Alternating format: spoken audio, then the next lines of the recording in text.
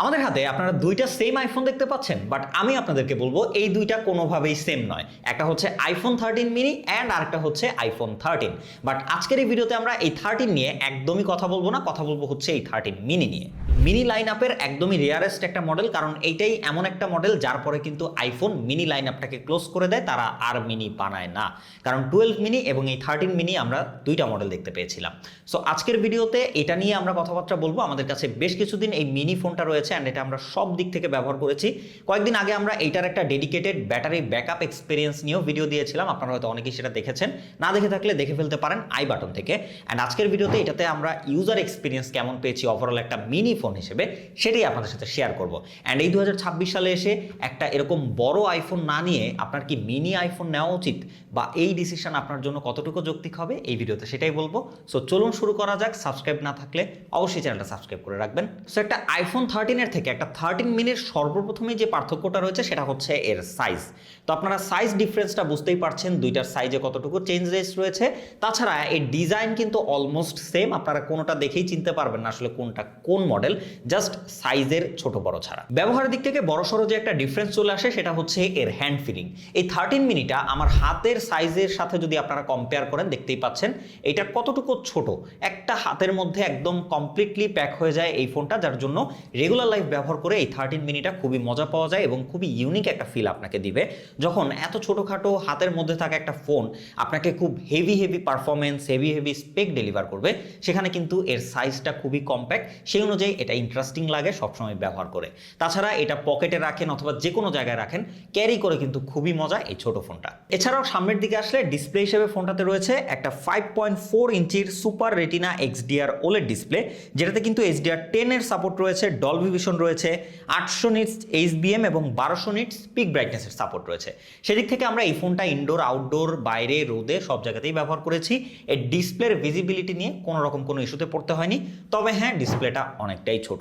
So এই ফোনটা ব্যবহার করে যারা মিডিয়া কনজিউমার রয়েছেন, অনেক বেশি মুভি টুভি দেখেন বা ফোনের ডিসপ্লে অনেক প্রায়োরিটি দেন, তাদের জন্য কিন্তু এইটা একটা চিন্তার বিষয়। এছাড়াও এই ছোটোখাটো ডিসপ্লের মধ্যেই রয়েছে একটা বড় সড়ো নচ, যেটাও কিন্তু আপনার কন্টেন্ট ওয়াচিং এক্সপিরিয়েন্সকে বেশ খানিকটাই ডিক্রিজ করতে পারে। তবে হ্যাঁ, এই নচটাকে যদি আপনার স্যাক্রিফাইস করতে পারেন, তাহলে আপনার ভবিষ্যতের মতো অন্ধকার জায়গাতেও আপনি যদি এই ফোনটা আপনার ফেসের দিকে ধরেন, সাথে সাথে আনলক করে ফেলতে পারবে, কারণ এখানে কিন্তু রয়েছে অ্যাপেলের সেই legendary face ID. Content watching ছাড়াও এই ফোনটা ব্যবহার করে আরেকটু জায়গায় প্যারা খেতে হবে আপনাকে, যারা অনেক বেশি টাইপিং করেন। সো যে হাত যদি আপনার অনেক বড় হয়ে থাকে, তাহলে কিন্তু টাইপিং করতে গিয়ে এটাতে একটু প্যারা খেতে পারেন। সেক্ষেত্রে কিবোর্ডটা অনেক ছোট হয়ে আসবে, টাইপিং করতে গেলে একটু এদিক সেদিক হয়ে যেতে পারে। আদারওয়াইজ এই ফোনটা যদি আপনি আবার রেগুলার ব্যবহার করা শুরু করে দেন, তখন কিন্তু এটা আপনার হাতে চলে আসবে এবং একটা কমফোর্টেবল ফিলও আপনি পাবেন ওয়ান হ্যান্ড এই ফোনটাকে ব্যবহার করে। ফোনটার সাইজ ছোট হলেও সফটওয়্যারের দিক থেকে এখনও এটা একদম লেটেস্ট 17 Pro Max এর সাথেই টেক্কা দিচ্ছে, কারণ এইটাতে iOS 26.2.1 একদম লেটেস্ট সফটওয়্যার আপডেটে আপনারা পেয়ে যাচ্ছেন। তো সেদিক থেকে এটার এক্সপিরিয়েন্স কিন্তু আমার কাছে দারুণ লেগেছে। এখানে যে লিকুইড গ্লাসের ইউআইটা তারা দিয়েছে, সেটা কিন্তু দারুণ এক্সপিরিয়েন্স করা গিয়েছে এই ছোট ফোন হওয়ার সত্ত্বেও। তার পাশাপাশি এটা দিয়ে আমরা মাল্টিটাস্কিং করেছি, পারফরমেন্স খুব হেভি ব্যবহার করেছি, তারপরেও কিন্তু এটা একদম অ্যাজ এ আইফোনের বেস ভেরিয়েন্ট বা প্রো ভেরিয়েন্ট বা ম্যাক্স ভেরিয়েন্ট ওই রকমই এক্সপিরিয়েন্স আমরা পেয়েছি এটা থেকে। চিপসেট হিসেবে কিন্তু আপনারা ওই আইফোন 13 যেটা রয়েছে, প্রোতে যেটা রয়েছে, ওই একই চিপসেট পাচ্ছেন, মানে অ্যাপেলের A15 বায়োনিক চিপ। এছাড়াও 4GB র্যাম রয়েছে এই ফোনটাতে, যার জন্য আপনারা এইটা দিয়ে কিন্তু যত রকম হেভি টাস্ক রয়েছে সবই করতে পারবেন, রেগুলার লাইফ থেকে শুরু করে গেমিং এক্সপিরিয়েন্স বলেন। তবে হ্যাঁ, গেম খেলতে গিয়ে একটু প্যারা খেতে হয়, কারণ যেহেতু অনেক ছোট ফোন, সো ডিসপ্লেটাও অনেক ছোট। আপনার হাত যদি বড় হয়ে থাকে, গেম এটা দিয়ে খেলে আসলে কমফোর্টেবল ফিল করবেন না। তবে যদি গেমিং এক্সপিরিয়েন্সের কথা বলি, তাহলে আমরা কোনো গেম খেলে কোনো রকম ল্যাগ ফ্রেম ড্রপের দেখা পাই নাই। অ্যাসফল্ট 9, পাবজির মতো গেম 60 FPS এ একদম ফুললি খেলেছি, চিকেন ডিনার নিয়েছি, কোনো রকম ল্যাগ ফ্রেম ড্রপের দেখা আমরা পাই নাই। খুবই হাইলি এক্সপিরিয়েন্স পেয়েছি গেমিংয়ের ক্ষেত্রেও এই ফোনটা থেকে। তো সেক্ষেত্রে বলবো যে হ্যাঁ, গেমিং করতে পারবেন, তবে খুব একটা কমফোর্টেবল ভাবে না, কারণ ডিসপ্লেটা খুব ছোট। এবং এই ফোনটা ব্যবহার করতে গেলে সর্বপ্রথম আপনি যে জিনিসটা নিয়ে ভাববেন, আমি মনে করি সেটা হচ্ছে ব্যাটারি ব্যাকআপ। তবে এইটা নিয়ে কিন্তু আমরা একদম ডেডিকেটেড একটা ভিডিও বানিয়েছি, যেটা আপনারা আই বাটনে পাবেন।